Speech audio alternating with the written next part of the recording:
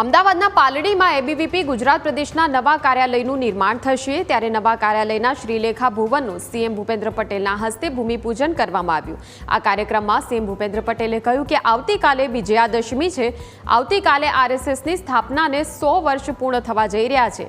આ યાત્રા રાષ્ટ્ર માટે ખૂબ જ પ્રેરણાદાયી રહી છે। સરનામું બદલાયા વગર આ ભવનનું પુનઃનિર્માણ થઈ રહ્યું છે। પ્રધાનમંત્રીએ કટોકટીના સમયમાં શ્રીલેખા ભવનમાં નિવાસ કર્યો હતો।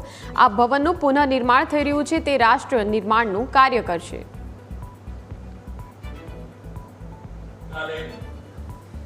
વિજયાદશમીના મહાપર્વ ઉજવાશે। આ વિજયાદશમી આપણા સૌ માટે ખાસ છે કારણ કે રાષ્ટ્રીય સ્વયંસેવક સંઘની સ્થાપનાને 100 વર્ષ પૂર્ણ થઈ રહ્યા છે। દેશભરમાં આ શતાબ્દીની ઉજવણી નવી ક્ષિતિજોના ધ્યેય સાથે રાષ્ટ્રહિતના સેવા કાર્યોથી થવાની છે।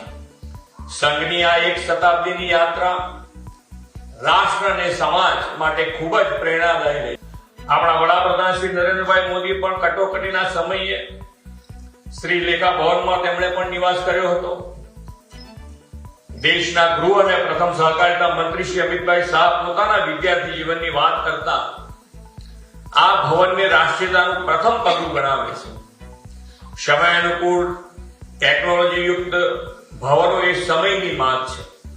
મને વિશ્વાસ છે કે નવા ભવનથી ટેકનોસેવી ન્યૂ એજ યુવાનોમાં રાષ્ટ્ર ભાવનાના બીજ રોપાશે અને 2047 સુધીમાં વિકસિત ભારતના નિર્માણ માટેની સેના